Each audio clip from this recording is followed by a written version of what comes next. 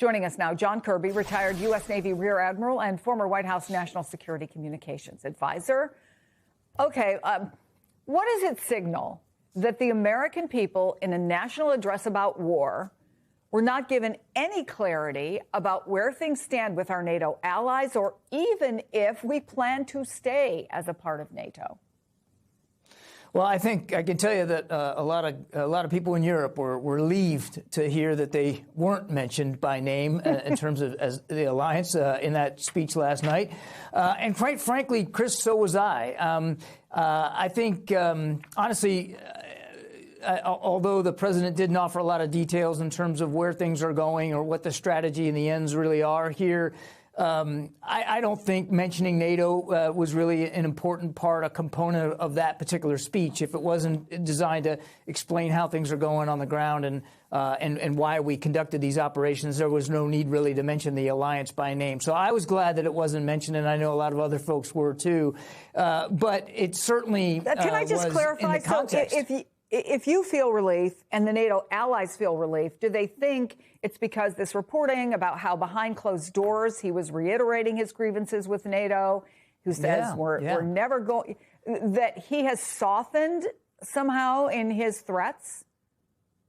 No, I don't believe anybody thinks he's softened. I mean, I think they were just relieved that it wasn't a part of that speech, because I think given his social media postings yesterday, and then the announcement that he was going to give these remarks, those social media posts were so sharp and derogatory towards the alliance. I think everybody, including me, I assume that there will be some sort of, if not an announcement about NATO, at least an excoriation of NATO in those remarks. So I think everybody had a reasonable expectation that it would be mentioned. That it wasn't was a relief. But that doesn't mean, and I don't think anybody should take away, that he's less serious or somehow softening in his anger at the alliance. I think that's a genuine anger. I think it's misplaced personally, but I do believe that he's genuine in that anger. And obviously, it's not just Donald Trump who's been making threats about NATO. It's also the Secretary of State, Marco Rubio, who, at least in the things he's been saying recently, sounds very different from when he was a senator in 2024. And I want to play both of those things. It's an important alliance. If NATO didn't exist, we'd have to create it. It's one of our strategic strengths that we have in the world, because China doesn't have these alliances, for example, and neither do the Russians for that matter, or the Iranians for that matter. But I believe Congress needs to play a role in deciding whether we're going to remove ourselves from that. I don't believe Donald Trump will remove us from NATO. I think there's no doubt, unfortunately, after this conflict is concluded, we are going to have to re-examine that relationship. We're going to have to re-examine the value of NATO and that alliance for our country. Ultimately, that's a decision for the president to make, and he'll have to make it. Do you think that reflects, I don't know, just the good soldier espousing the boss's view, or could that kind of 180 hurt him, both immediately in his effectiveness as Secretary of State dealing with other countries, or maybe even in a future political run, which is maybe less in your wheelhouse? But I'm curious what you make of that change.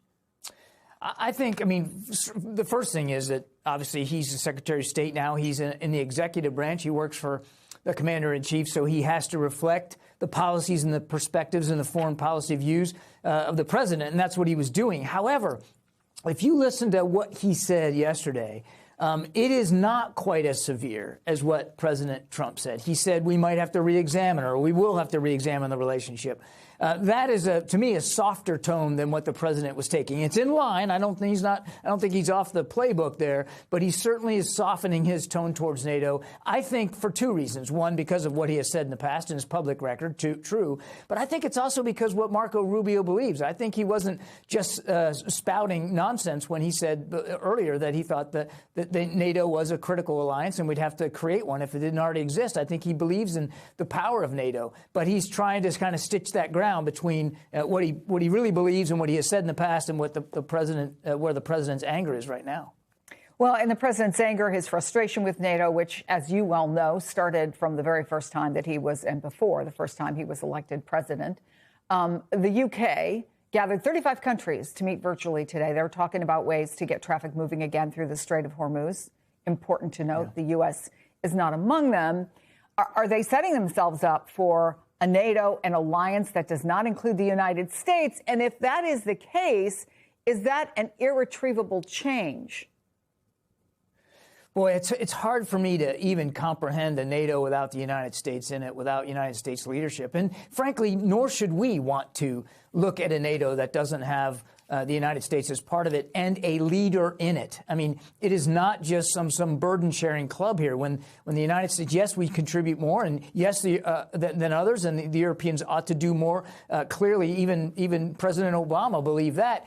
But American leadership in the alliance means that we have a vote, and we get to steer and guide where the alliance goes and what it prioritizes and what it doesn't. And I'd hate to see the United States not be a part of that. I don't see the imminent demise of NATO, the alliance. I do think that it will look differently here, probably in the next year or so. And I worry that that look will mean a diminished, maybe not a completely vacant, but a diminished American leadership, which I don't think is in our best interests.